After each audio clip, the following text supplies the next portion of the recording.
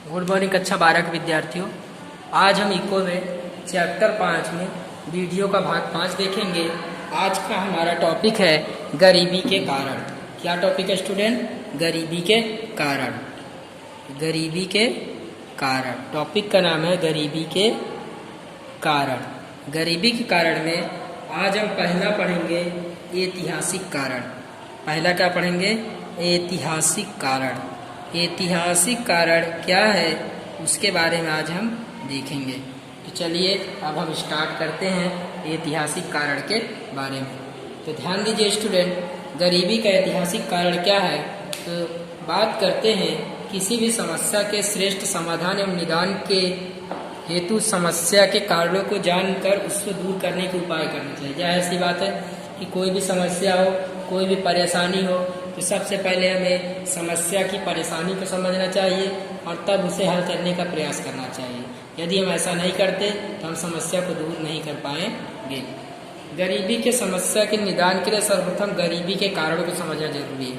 गरीबी का अगर निदान करना है तो सबसे पहले हमें उसका कारण देखना पड़ेगा। भारत में गरीबी के कई कारण हैं, उसमें से पहला है ऐतिहासिक कारण। इतिहासकार कहते हैं कि 17वीं सदी में भारत अधिक प्रमाण में शहरीकृत और व्यावसायिक राष्ट्र था। सही बात है ये, क्योंकि हमारे देश के कपड़े, मिर्च मसाले, बहुत सारे आभूषण सब देश विदेश में जाया करते थे, बिका करते थे। व्यापार भारत सूती कपड़ों का वस्त्र का निर्यात में मुख्य स्थान रखता था। उसके साथ ही मिर्च मसाले चावल का निर्यात भी करता था। लेकिन भारत में जब अंग्रेज आए, डच आए, फ्रेंच आए, उसके बाद उन्होंने भारत पर कब्जा कर लिया, अपना साम्राज्य स्थापित कर लिया और इससे भारत की कृषि और उद्योगों की परिस्थिति क्या हो गई? बिगड़ गई। यानी 17वीं शताब्दी के बाद से ही अंग्रेज जब भारत में आए, इसके अलावा विदेशी प्रजा आई, तो व्यापार से भारत की कृषि और उद्योग की परिस्थिति क्या हो गई? बिगड़ गई। चलिए माय डियर स्टूडेंट्स, अब हम बात करते हैं अंग्रेजों के शासनकाल दौरान विभिन्न कारणों से भारत में कृषि क्षेत्र की स्थिति नाजुक बनी। क्या कारण हो सकते हैं? आप इतिहास के चैप्टर में पढ़ चुके हैं। चलिए, एक तरफ भारत में कृषि वर्षा आधारित थी, ठीक है, बारिश हो तो फसल अच्छी हुई, बारिश में फसल खराब हुई, किसान बेचारे बेरोजगार हो जाते थे, भूखमरी के शिकार हो जाते थे, बड़े पैमाने पर उनकी मृत्यु हो जाती थी। हम बात करते हैं यहाँ पर कि और जाहिर सी बात है कि कृषि वर्षा पर आधारित थी और अंग्रेजों ने सिंचाई का कोई व्यवस्था नहीं किया था। अब सिंचाई का कोई व्यवस्था नहीं किया था, ऊपर ज़्यादा टैक्स भी वसूलते थे। किसान क्या हो गए? अच्छी फसल ना होने के बाद भी उन्हें टैक्स चुकाना पड़ता था और वो गरीब के गरीब रह गए और आत्महत्या करने लगे, भूख के शिकार होने लगे, उनकी लगातार मृत्यु होने लगी। इसके अलावा किसानों को जमींदार, साहूकार, बड़े बड़े व्यापारी भी कर्ज देते थे और कर्ज के बोझ तले दबा देते थे। वही अमरेशपुरी वाला हाल है कि हीरो के पिताजी को कर्जा देता है और उसकी सारी जमीन हड़प लेता है। वही काम अंग्रेज करते थे कि कर्ज देते थे, साहूकार जो थे वही काम करते थे कि लोगों को कर्ज देते थे और फिर धीरे धीरे किसान अगर कर्ज ना चुका पाए तो उसकी खड़ी फसल ले लेते थे या पूरी की पूरी जमीन बेचकर अपना जो उधार होता था वो पूरा कर लेते थे। इससे क्या हुआ? किसान कर्ज के बोझ के तले दबते चले गए, किसान भूमिहीन हो गए, कृषक एवं कृषि के हाल बेहाल हो गए, जिसके परिणाम स्वरूप गरीबी बढ़ गई। बात करते हैं उद्योगों में कैसे गरीबी आई।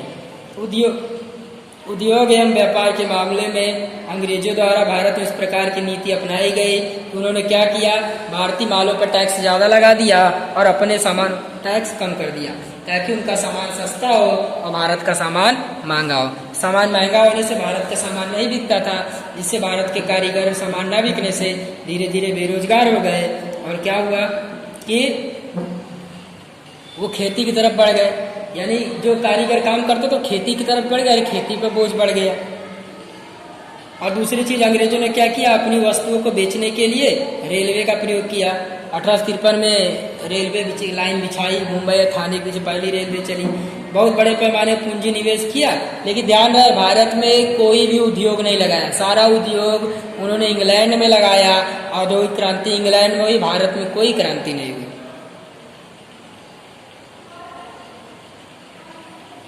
इस व्यवस्था से भारतीय व्यापारियों की स्पर्धा शक्ति और उत्पादन शक्ति घटने लगी, फलस्वरूप वो और गरीब होने लगे। अब हम इसी में अगला टॉपिक देखते हैं, ग्रामीण गरीबी के कारण। चलिए, ग्रामीण गरीबी का दो कारण है, एक प्राकृतिक कारण है, एक जनसंख्या है। शुरुआत से भारत एक कृषि प्रधान देश है, आप जानते हैं। आज भी आबादी का बहुत बड़ा हिस्सा गांव में रहता है। भारत में कृषि क्षेत्र में उत्पादन का मुख्य आधार जैसे प्राकृतिक तत्व वर्षा तथा जलवायु है। अगर वर्षा ठीक हुई, जलवायु सही रही, ज़्यादा गर्मी ज़्यादा ठंडी ना पड़ी तो खेती अच्छी होगी। अगर ज़्यादा बरसात हो गई, ज़्यादा ठंडी पड़ गई तो पाला से खेती खराब हो जाएगी, ज़्यादा बारिश से तो पौधे जड़ सड़ जाएंगे, ज़्यादा गर्मी तो फसलें झुलस जाएंगी। बार बार अकाल पड़ने से, ज़्यादा बाढ़ आने से, बारिश की अनिश्चितता से क्या हो रहा है, फसल उत्पादन कम हो रहा है, किसानों की आय कम हो रही है। ये प्राकृतिक कारण है। अब जनसंख्या संबंधी कारण क्या है? तो भारत में आज़ादी के बाद आयोजन काल दौरान आर्थिक विकास के साथ तेजी से सुरक्षित स्वास्थ्य सेवाओं के कारण एक तरफ मृत्यु दर में तेजी से कमी आई है, तो जन्म दर में कोई विशेष कमी नहीं आई है।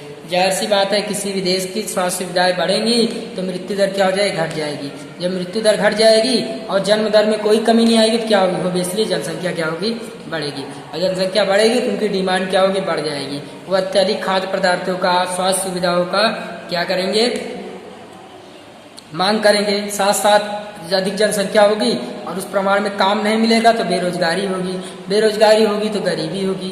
तो ये सारे कारण गरीबी के हैं। तो उम्मीद है आपको इतना समझ में आया होगा। अगला है माय डियर स्टूडेंट, आर्थिक कारण। आर्थिक कारण क्या है? प्रति श्रमिक नीची कृषि उत्पादकता। तो भारत में एक व्यक्ति कितना उत्पादन करता है कृषि क्षेत्र में, उसी को प्रति श्रमिक उत्पादकता कहते हैं। अगर प्रति श्रमिक उत्पादकता अधिक है तो ठीक है, लेकिन हमारे देश में प्रति श्रमिक उत्पादकता क्या है, कम है। भारत में ग्रामीण क्षेत्र में गरीबी अधिक होने का एक महत्वपूर्ण कारण है कि भारत के खेतों में जो अनाज होता है वो कम होता है। कृषि क्षेत्र में सिंचाई सुविधाओं का अभाव है, अपर्याप्त टेक्नोलॉजी है, तालीम की कमी है, इसके साथ साथ पूंजी निवेश की नीची दर है और जनसंख्या ज़्यादा है। तो इन सभी कारणों से क्या हो रहा है, प्रति श्रमिक जो कृषि का उत्पादन होता है वो काफ़ी कम हो रहा है। का दबाव इत्यादि कारण प्रति श्रमिक उत्पादकता नीची रहती है। परिणाम स्वरूप किसानों की आय क्या होगी, कम होगी। आय कम होगी तो गरीबी क्या होगी, बढ़ जाएगी। जमीन तथा संपत्ति का असमान वितरण। कृषि के लिए जमीन खूब महत्वपूर्ण है। भारत में अंग्रेजों के शासनकाल में ही जमींदारी प्रथा जैसी व्यवस्था के कारण अधिकतर जमीन के मालिक जमींदार हो गए और यह वर्ग खेती के साथ प्रत्यक्ष रूप से जुड़े ना होने के कारण उन्हें खेती में कोई निवेश करने की रुचि नहीं। जाहिर सी बात है, जमींदारों के पास ज़्यादा जमीन है तो किसी दूसरे को अधिया पे दे देते हैं या बटाई बांट देते हैं, तो इस पर जमींदार कुछ निवेश नहीं करता। यानी कि जमीन का बहुत बड़ा भाग जमींदारों के पास होने के कारण कृषि उत्पादकता क्या होती है, नीची रहती है। फलस्वरूप गरीबी क्या होगी, बढ़ेगी। और दूसरी चीज़ कि जमींदार कोई पूंजी निवेश नहीं करता क्योंकि उसको अपने हिस्से से मतलब है, और जो उस पर खेती करता है बटाईदार या मजदूर, उसको तो उतना जमींदार को देना है। ज़्यादा होगा तो ज़्यादा जमींदार लेगा, कम होगा तो कम लेगा। इसका मतलब ये है कि जो दूसरा व्यक्ति खेती कर रहा है उसको भी उसमें पूंजी निवेश करने की कोई रुचि नहीं होगी, जिसके कारण क्या होगा, कृषि का उत्पादन बढ़ेगा नहीं और उसके बहुत सारे लोग के पास ज़मीन नहीं है। एक तरफ ऐसा तबका है जिसके पास ज़मीनों की भरमार है। छोटे एवं गृह उद्योगों का अल्प विकास। भारत में द्वितीय पंचवर्षीय योजना से आर्थिक विकास की व्यूह रचना में बड़े उद्योगों को महत्व दिया गया, परंतु ग्रामीण क्षेत्र में छोटे और गृह उद्योग जिनका योगदान आय में महत्वपूर्ण है उनकी उपेक्षा की गई।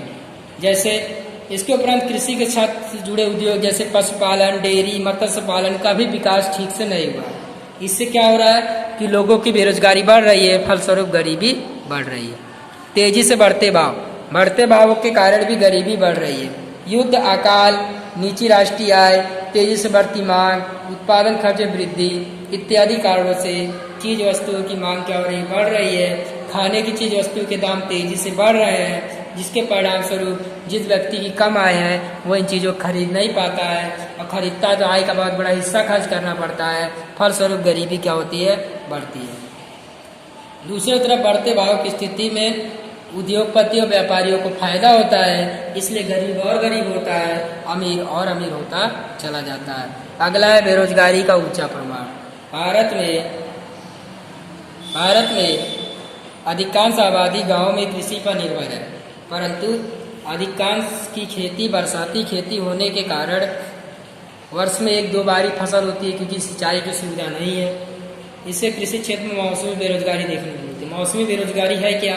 तो मैं आपको एक सिंपल भाषा में समझाऊं कि किसान 2 बार फसल बोता है, एक जाड़े की ऋतु में, एक बरसात की ऋतु में। बाकी का जो तीसरी ऋतु थी गर्मियों में सिंचाई की सुविधा ना होने से 3-4 महीना वो बेरोजगार रहता है। इसको मौसमी बेरोजगारी कहते हैं, मौसम के अनुसार बेरोजगार। इसके अलावा तेजी से बढ़ती हुई जनसंख्या, संयुक्त परिवार प्रथा के कारण खेती पर जनसंख्या की मार बढ़ने से प्रचंड बेरोजगारी बढ़ी है। प्रचंड बेरोजगारी मतलब छुपी हुई बेरोजगारी जो दिखाई नहीं देती। कहने का मतलब है किसी खेत में 2 लोगों का काम है लेकिन पूरा परिवार मिलके काम कर रहा है, तो उसे हम प्रचंड बेरोजगारी कहेंगे। काम तो 2 ही लोग का है, उस पर पूरा परिवार काम कर रहा है, तो छुपी हुई बेरोजगारी है। गांव में कृषि क्षेत्र में पूरक उद्योग का विकास कम हुआ है। पूरक उद्योग मतलब कृषि व कृषि से संबंधित उद्योग। निरक्षरता, बहुत सारे लोग कम पढ़े लिखे जिससे योग्य उत्पादन नहीं दे पाते। बेरोजगारी ज़्यादा है और इस प्रकार गरीबी का एक और कारण है। गरीबी का सामाजिक कारण की बात करते हैं तो शिक्षा का निम्न स्तर इसमें से एक मुख्य कारण है। भारत में गरीबी के लिए एक महत्वपूर्ण कारण शिक्षा, तालीम और कौशल का अभाव, यानी इसके कारण ही भी गरीबी देखने को मिलती है। शिक्षा के निम्न स्तर कारण विशेषकर ग्रामीण क्षेत्रों में क्या होता है कि किसान नई टेक्नोलॉजी का उपयोग करने से डरते हैं, किसी प्रकार का संशोधन नहीं करते, किसी प्रकार कृषि उत्पादन नहीं करते, विक्रय बाजार का लाभ नहीं मिलता क्योंकि उन्हें बाजार के भाव का ज्ञान ही नहीं होता, क्योंकि पढ़े लिखे नहीं होते। इसलिए इसके परिणाम स्वरूप कृषि क्षेत्र में एक तरफ प्रति हेक्टेयर उत्पादन कम होता है, दूसरी तरफ प्रति व्यक्ति उत्पादकता भी नीची रहती है, जो किसानों की नीची आय का परिणाम है। इसके अतिरिक्त शिक्षा के निम्न स्तर के कारण गाँव में वैकल्पिक रोजगार प्राप्त करने में भी काफ़ी परेशानी हो रही है। वेतन क्या होता है, कम मिलता है और गरीबी का स्तर ऊंचा रहता है। अगला है लैंगिक असमानता। भारत में स्त्री पुरुष असमानता शुरुआत से ही अस्तित्व में है। भारत का समाज शुरू से ही पुरुष प्रधान है। हमारा समाज क्या है स्टूडेंट, शुरू से ही पुरुष प्रधान है। तो समाज में स्त्रियों के स्वास्थ्य पर कम ध्यान दिया जाता है। आप देखते हैं परिणाम स्वरूप स्त्रियां कुपोषण की शिकार हो जाती है, उनका वजन कम हो जाता है, उनमें कमजोरी हो जाती है। इसके परिणाम स्वरूप प्रसूति के समय स्त्रियों की मृत्यु दर ज्यादा होती है एवं नए जो बच्चे जन्म लेते हैं उनका स्वास्थ्य भी कम होता है। काम के वितरण के मामले में स्त्रियां घर का काम करें ऐसी मान्यता होती है। इससे क्या होता है, स्त्रियां कम पढ़ती हैं जिससे उन्हें आर्थिक क्षेत्र में काम नहीं मिल पाता है। इसके अतिरिक्त कामकाज का स्तर पुरुषों की तुलना में स्त्रियों को कम महत्व दिया जाता है, साथ साथ उनको पैसा भी कम दिया जाता है। इसके अतिरिक्त अर्थतंत्र में कुल जनसंख्या में स्त्रियों का प्रमाण लगभग आधे से भी कम है, जिसमें स्वास्थ्य का नीचा प्रमाण, आर्थिक क्षेत्र पर कामकाज के कम अवसर कारण परिवार की आय नीची रहती है। क्योंकि अगर परिवार के साथ स्त्रियां कंधे से कंधा मिलाकर काम करेंगी तो आय ऊंची रहेगी, फलस्वरूप गरीबी नहीं रहेगी। लेकिन स्त्रियों का काम में हिस्सा ना लेना भी गरीबी का एक बहुत बड़ा कारण है। तो उम्मीद है आपको इतना समझ में आया होगा। चलिए अन्य कारण की बात करते हैं गरीबी में। गरीबी के अन्य कारणों में देखिए, गरीबी के अन्य कारणों में पहला है युद्ध, दूसरा है संरक्षण खर्च में वृद्धि, दोषपूर्ण नीति। युद्ध कैसे गरीबी का कारण हो सकता है, ध्यान दीजिए। भारत के बाद, आज़ादी के बाद पाकिस्तान और चीन के साथ युद्ध किया, ये पता है। युद्ध के समय देश में कमी वाले संसाधनों एवं युद्ध के लिए आवश्यक शस्त्र का उत्पादन एवं आयात पे खर्च होता है। देश में जिन संसाधनों की कमी होती है उस पर खर्च किया जाता था। युद्ध हो रहा है तो युद्ध का साधन मंगाने में खर्च करेंगे, और इससे क्या हुआ, जिसमें जीवन जरूरी वस्तुओं के उत्पादन में कमी हो गई। यानी जो जीवन जरूरी, युद्ध दौरान भविष्य में चीज वस्तु कमी से बचने के लोगों ने क्या किया, युद्ध हो रहा है तो डर के मारे उन्होंने क्या किया, हर चीज को इकट्ठा करना शुरू कर दिया। अब इकट्ठा करना शुरू कर दिया, परिणाम स्वरूप भाव क्या हो गए, तेजी से बढ़े। इस प्रकार युद्ध के परिणाम स्वरूप देश की विकास प्रक्रिया बहुत पीछे हो जाती है। बार बार युद्ध का सामना करने से भारत में विकास लक्ष्य खर्चों में कटौती की गई, क्योंकि युद्ध में ज्यादा खर्च किया गया। जिससे विकास लक्षी कार्य नहीं हो पाए। इससे आर्थिक विकास नीचा रहा और बढ़ते हुए भावों की समस्या उत्पन्न हो गई, जिसके परिणामस्वरूप गरीबी में वृद्धि हुई। अगला है संरक्षण खर्च में वृद्धि। बार बार हुए युद्ध के कारण देश में सुरक्षा के मामले में खर्च करना पड़ेगा, क्योंकि अगर असुरक्षा रहेगी तो बार बार अटैक होंगे। इसलिए जब सुरक्षा में ज़्यादा खर्च करेंगे तो जो जरूरी कामकाज है उस पर कम खर्च किया जाएगा। तो वर्तमान में आतंकवाद जैसी समस्याएं भी संरक्षण व्यवस्था में खर्च को बढ़ा दिया है। और संरक्षण में अगर खर्च ज़्यादा हो रहा है तो बिन विकास लक्षी खर्च, आपने पढ़ा था 11वीं में, विकास लक्षी खर्च और बिन विकास लक्षी खर्च में उसमें जितनी वृद्धि होगी तो आर्थिक विकास में उतनी ही कमी होगी। अगला है दोषपूर्ण नीति। दोषपूर्ण नीतियों के कारण भी कभी कभी गरीबी बढ़ती है। भारत में तेज आर्थिक विकास करने के लिए आयोजन के अंतर्गत द्वितीय पंचवर्षीय योजना से आधारभूत बड़े उद्योग का विशेष महत्व दिया गया। भारत में तेज आर्थिक विकास करने के लिए आयोजन के अंतर्गत द्वितीय पंचवर्षीय योजना में बड़े उद्योगों को ध्यान दिया गया। तेज औद्योगिकरण के द्वारा ऊंची दर से आर्थिक विकास हार कर देश में गरीबी बेरोजगारी की समस्याओं का निराकरण करने की नीति अपनाई गई। यानी नीति क्या अपनाई गई कि देश जब आजाद हुआ था तो देश के नेताओं ने सोचा कि बड़े उद्योगों को स्थापित किया जाए ताकि हम गरीबी को क्या कर सकें, कम कर सकें। लेकिन ऐसा नहीं हुआ। इस तरह देश में क्या था, अधिकांश आबादी कृषि पर निर्भर थी। अगर हम कृषि को क्षेत्र में खर्च करते तो हमारा आर्थिक विकास तेजी से होता। तो कई सरकार की दोषपूर्ण नीतियां हैं जिससे क्या हो रहा है, गरीबी क्या हो रही है, बढ़ रही है, बेरोजगारी बढ़ रही है। तो ये सभी कारण थे गरीबी के। अब हम अगले वीडियो में स्टूडेंट हम गरीबी घटाने के उपाय के बारे में चर्चा करेंगे। तो उम्मीद है आज आपको ये टॉपिक समझ में आया होगा। आज के लिए इतना ही। Thank you.